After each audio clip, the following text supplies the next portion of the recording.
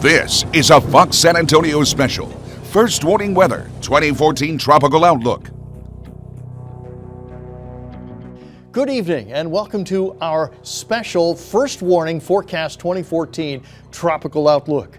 Over the next half hour, we'll bring you tropical storm information, including historical counts of the devastating hurricane that hit Galveston back in 1900, what it did to the people there, what it did to the orphanage there, and our connection to San Antonio here as well. We'll also talk about one that struck along the Texas coast to a city that you had no idea existed, because today it's a ghost town. We'll also be covering forecast tools, the new ones, and the advancements that we're looking at in predicting these big, huge storms. Plus, we'll tell you what you can do to prepare for a hurricane. We're here in San Antonio, 118 miles inland from the coast, but we still get impacted from these storms, and we'll tell you what you could do if we get another storm along the coast. But first, let's talk to Lou Fincher. He's from Hurricane Consulting in Houston. He is one of the best historians when it comes to hurricanes anywhere in the country. We'll talk about an interesting city. Now, you know, we're here along the Texas coast, but it extends all the way down to Florida. And, you know, hurricanes have been hitting us since the beginning of time. So let's talk a little bit about some of these bigger storms that have come through. One of the cities that we were talking about, you and I were on the phone, was Galveston, being a big port, and Indianola sort of being like the satellite port. But Indianola is a little famous because of what happened to it, because I know today it's a ghost town. Can you tell me why? Boy, infamous. They got clobbered very bad during the 1800s. First time, actually, it got hit a couple other times, small storms. One was in 1866. Didn't kill anyone, caused some problems there in town, but they were able to come right back, I think, within just a couple days. But in 1875, in August of 75, there was a hurricane that actually started it was a Cape Verde storm, came off the coast of Africa, went all the way through the Caribbean, and then zoomed right on into Indianola. But it also caused a lot of problems in Galveston. Actually, the far east end of Galveston, there was a cut there, and from the erosion. And one of the stories I read was that on the east end of Galveston, they said the sand was falling away so quick, like sand in a like it was dissolving like sugar in water. Oh, wow. And then that within an hour, if the wind hadn't changed directions, it would have probably cut all the way across the island, you know. But that same storm, that's how strong that storm was when it was going by, you know, edging by Galveston, but it zoomed right on into Indianola and really almost wiped it off the map. Incredible. Now, how many people were there? That was a fairly decent sized city, wasn't it? Really wasn't that big. It was about 5,000 people there. It was a port there that was important because a lot of people were coming from Europe, especially a lot of Germans, and they were coming over, and they wanted to go as west as they could and come into the central part of Texas, but also a lot of people wanted to come and take it to Indianola because the ship over to Indianola, because it was easier to get across if they want to go out to the gold fields or go out to California and any of those other places. So that was important for that. Plus cattle. I think I was reading the other day, the first refrigerated cattle truck, beef was taken back on a steamship to New Orleans. Actually, the first refrigerated cattle shipment was done out of Indianola. Right. And today, there's not much left of it, is there? Nope. They rebuilt a little bit. Some of the people wanted to move up farther up on the lake up there on the Powderhorn, and but the steamship company, they wanted to stay down on the water's edge where it was deeper there for the ships, and so they had the money, and so they got what they wanted. And the bad thing is they got more than what they wanted, because in 1886, again in August, here comes a more powerful hurricane. The Hurricane Research Division has labeled it as probably the most powerful hurricane in the 19th century, before 1900, and it was stronger than a 1900 storm, in fact. Wow. But it completely wiped out Indianola. It was never rebuilt. The Galveston Hurricane is probably the most well-known storm of all. It tops the lists. 12,000 to 18,000 are the numbers of people that were lost. It was an incredible storm. We didn't have satellite, didn't have radar, but we did have a rudimentary sense of what was coming and ship reports. And they did have an idea that something was happening. There is a connection between San Antonio and that storm. And it goes back to the Sisters of the Incarnate Word.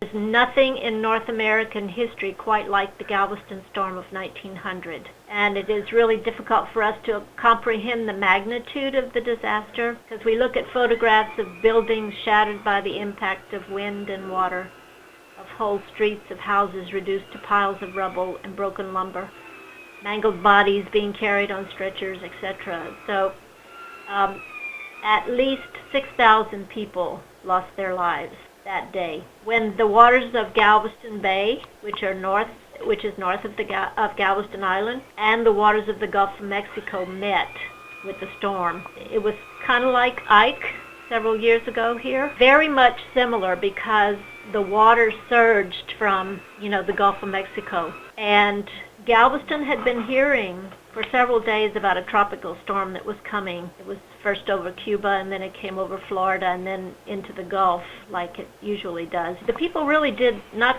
too much to prepare, because they had thought it might not come there. But before dawn on September the 8th, the waters were in turmoil, and the city had already begun to flood. And by noon, the wind was kicking up to about 30 miles an hour, and heavy rain was falling. Telephone poles were beginning to fall down, windows were shattering, and smaller houses were beginning to come apart. At about 3 o'clock, the long-distance wire to Houston snapped, and so Galveston became isolated. And shortly afterward, flooding of the electric power plant and gas works left the city without light. Buildings, solid buildings, began to collapse, and men, women, and children were leaving their houses to seek safety by, catching on to anything that they could. The orphanage was 2 large 2-story dormitories with balconies facing the Gulf that had been built, and between the dormitories and the Gulf were some large sand dunes supported by salt cedar trees. They had planted it to protect. But the morning of September the 8th, the winds continued to increase in strength, and there were horrendous waves crashing on the beachfront. And one of our sisters from the orphanage had gone to the hospital downtown to collect provisions and bring them back to the orphanage. And the sisters were trying to ask her, trying to keep her at the hospital because it was not safe. And she said that she had the needed food on the wagon for the children, and if she didn't go, the children would have no supper. And it stated that she didn't know that whether she returned or not, there would be no more suppers at the orphanage. So Sister Elizabeth Ryan was her name, and she boarded the wagon, and the waters were already at ankle deep, and she boarded the wagon at St. Mary's Hospital, and with 2 of the orphan boys, she began to go back to the orphanage. By mid-afternoon, the waters of the Gulf had eroded the sand dunes in front of the dormitories and were approaching the orphanage steps. Now imagine these 2 huge buildings, 2 stories tall, each of them, but also remember that they were right on the beach. That's there was right. no seawall at the time. So recognizing the severity of the storm, the sisters began to gather the children and bring them into one dormitory, the girls' dormitory, because it was the stronger and the newer of the 2. They gathered the children around them, and they sang what we sing today, an old French hymn called Queen of the Waves. This song was brought from France by the first members of the congregation, and it was traditionally sung during storms for Our Lady's protection. The children were quieted by the sisters and sang the song with them while the waters continued to rise, and eventually the fierce waves entered the dormitories. So the sisters took the children to the second floor, and by late that afternoon, the waters had filled the first floor of the dormitory completely. In an effort to protect the children even more, the sisters asked one of the men, a workman at the orphanage, to go get clothesline, and they tied 6 to 8 children around each of the sisters, had 6 to 8 children tied around her to try to keep them together so that they could protect them. But much to their dismay, it was a sacrificial effort because, even though valiant, because it really didn't protect them that much. Every year on September the 8th, wherever the sisters are in the world, because we have communities in Kenya, in Ireland, in El Salvador, in Guatemala, and in the U.S., every year on September the 8th, we have the Mass of Our Lady, and we sing Queen of the Waves memorial for them. But the monument is on the seawall there, and it talks about the great 1900 storm, and it talks about also that 1 year after the storm, of course the seawall was begun, 1902, a new St. Mary's orphanage was opened within the city limits, and it stayed open until 1965, when orphanages were kind of giving way to foster homes. So what does it take to predict these intense storms? Satellite pictures, radar, aircraft going in and out and around? Well, we also need some special tools as well. And we're going to be speaking with Mark Sudduth of HurTrack. He's got some incredible new tools that he's going to be using this year for the season. That's all coming up right after the break. When it comes to predicting hurricanes, you just don't see them overnight. They just don't pop up. There's a lot of things that are involved in watching these storms. They come from small little perturbations in the air. They come from little areas in the Pacific or areas out in the Atlantic. And we need tools that give us a really highly focused region of what to look at, how to pick things up, where they're going. And then as they get closer to us, we really need to understand what happens, because the storms change character as they get into the Gulf, as they approach the coast. And we need those specialized tools really quick. And we got them this year. A couple of really interesting tools are coming up. We spoke with Mark Sudduth, who gave us the inside scoop about what he's going to be doing this year. We're talking today with Mark Sudduth, who is really one of the guys that are out there when we're talking about hurricanes, gathering data, trying to be on site, trying to be right there to get the latest information to ship it back so we can use it meteorologically to figure out where storms are going or what the impacts have been as they come on shore. Now, Mark, I understand you've got some new tools that you want to try and use this year. Can you tell us a little bit about that? Well, certainly, Alex, and you hit it right on the head there. The only way to know more about storms, whether it be tornadic supercells or the case of tropical storms and hurricanes, is to get inside of them, and that's just the way it has to be, at least for now. Technology is advancing, but there still is that need for going there in person. So we want to do so safely, and we have developed a couple of things to monitor some of the more lethal aspects of a hurricane, and that is storm surge, flooding, and, of course, the heavy rainfall-induced flooding, very dangerous, the power of water. So we've developed a drifting surge cam, if you will, a live camera unit, not too much larger than something that you could carry on with you on an airline in a box, and we can leave that out in a hurricane along the coast to monitor storm surge, and then it can become part of the storm surge debris, if you will. It's not dangerous in and of itself. It floats and will go with the surge, providing us a live look at what the storm surge is doing from the storm surge itself. Very important to see that, to understand what's happening, to show the public who has a natural curiosity. But we can do this without putting anybody in harm's way. And then the second thing, when I mentioned going inside a hurricane, I mean literally. Obviously, the hurricane hunters from various groups and agencies fly into hurricanes and over the tops of them. We want to deploy a weather balloon inside of one at landfall with a payload attached to that weather balloon to give us GPS data, pressure, humidity, temperature, and then, of course, if you're going to send the payload up, you might as well attach a couple of nice high-definition cameras, and we use the GoPro cameras that are becoming very popular these days. And the goal is to get a look at the hurricane at landfall like we've never seen it before, both literally through the cameras and meteorologically. Though we do have to get into the middle of that, and we will have to expose ourselves to the elements. The unit itself, we call it Herbie for the hurricane balloon, goes up to 100,000 feet. It bursts, comes back down. We find it via an array of locating devices, and hopefully we will capture some extraordinary data. Now that sounds pretty exciting. Have you had a chance to actually get out and test it? We tested a prototype of it in 2012, and it was 100% successful. Very, very excited about that. We're going to test it again, a new generation of it. Even in just 2 years now, things can change, and everything gets smaller, more efficient, faster, better, you name it. So we're going to test Herbie again in Ardmore, Oklahoma, nice and flat out there for the most part. On June the 2nd, we're going to test that the day after hurricane season begins. Put it up to the edge of space to test some new equipment, make sure everything's working, and we will actually be broadcasting our attempt to do that live at the hurricanetrack.com website. And folks who know about APRS will be able to follow Herbie on Twitter. It's just like it sounds, at HURRB, Herbie, at Herbie.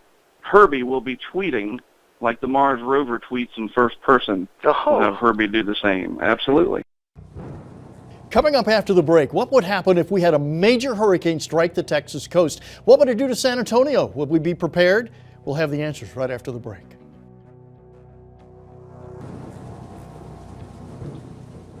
What would happen if we had a major hurricane hit the Texas coast? What would it do to San Antonio? Would we be prepared? People should always walk around their house this time of year and look at any tree limbs that are not starting to bloom. If you've got dead tree limbs or sick trees and they're overhanging your property, you should get those cut back, because if the wind starts to blow or the ground gets saturated and the tree falls over, that can be really, really hazardous to your house. Yeah, having a home inventory is really important. And if you do have a loss on your property, you need to file an insurance claim. Having that inventory will make things go much more quickly.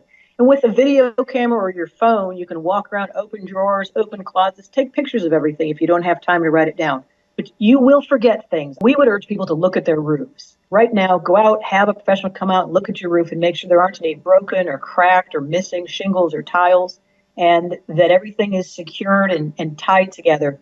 Because if a little bit of wind comes along and a lot of rain follows, there's damage to your roof, water gets in, it can soak the insulation in your attic, bring ceilings down. So making sure your roof is in good shape as we approach this part of the storm season is really important. San Antonio is subject to flash flooding even though you're about 150 miles from the coast. So it's important for people to understand that flooding is not covered by your homeowner's insurance. It's through a program of the federal government called the National Flood Insurance Program. Anthony was an evacuee from Katrina.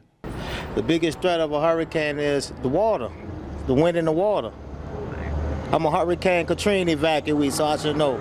Oh, but what I went through, it was a lot of death and destruction, and I saw a lot of bodies floating on top of the water. And before we had evacuated, I mean, it was a lot of hollering, the lights went off. I mean, it was miserable. All right, we did have a warning, but everybody didn't have vehicles, and when the buses came to pick us up, they just had left, just trampling over people. I mean, no food, no water. I mean, it just was crazy. I mean, half of the police force had quit, and I mean, it was, it was a nightmare. We would have had a car or some type of transportation. We would have left early because everybody really knew that Katrina was going to be that bad, you know what I'm saying? They had gave us a warning, but in New Orleans, people really didn't take the storm seriously, because sometimes they'll see a storm coming and then it'll turn away, it'll go another way. But when Katrina hit, it really opened a lot of people's eyes that you can't play around, you have to get out. If they see it's coming that way, you have to evacuate. Coming up after the break, how the Red Cross prepares for these kinds of disasters. There's a lot of things that happen during hurricanes, but you know, when things go on, you've got all kinds of high water coming through along the coast. Inland, what we're looking at is what's happening here in San Antonio. We're 118 air miles in from the coast, but that doesn't mean that we're safe. We still can get tornadoes, we still can get the wind, and we get flash flooding. So that's when we turn to the Red Cross. And Rafael Avilas, yes, tell us a little bit about what happens here, what you've been requested to do, things that you deal with when we have hurricanes moving up along the Texas coast. Well, luckily, as you mentioned earlier, like any good real estate agent will tell you, it's why everybody's moving to San Antonio, probably location, location, location. Where we're at, we're luckily inward enough where we don't see a lot of the hurricanes come through. We don't see tornadoes come through here. But occasionally we get one of those rare ones that doesn't make its way down here, like we mentioned 2 years ago in Devine, they had a small one hit. But what we're doing in this time of year is preparing, making sure that we're ready to respond, because in the event that one does hit, it's more than likely going to hit somewhere away from us. And so last year we responded to the tornadoes that hit in Oklahoma, Moore, Oklahoma. Mm-hmm. And then right after that, we had the floods that hit down here. So it's not just tornadoes, it's not just hurricanes we're preparing for, but you know, heaven forbid one of those should hit, then we're there as well. Today, we've got so much information coming at us. The phone. Do you guys have a good app? Everybody has an app for that. Love the fact that you brought that up, Alex. Couldn't have brought it up in a more timely manner, because we do have several apps. We've got the tornado app, we've got the hurricane app, we've also got one for fires as well. And you know, isn't it a rare and weird situation that here we are in the middle of one of our droughts yet again, and we're speaking about rain and foul weather. So, you know, it's one of those things that we do have the apps available. What they're going to do is they'll put you in with the weather service. In fact, mine has already gone off 4 times with the severe weather that we're expecting here. Mm-hmm. So it's one of those things that it's nice to have. It's free. You can get it on Google Play Store. You can get it at the iTunes App Store. You can go to the Red Cross by just visiting our application store. Thanks for watching our First Warning Forecast Special. Stay tuned after the break for Maximum Sports.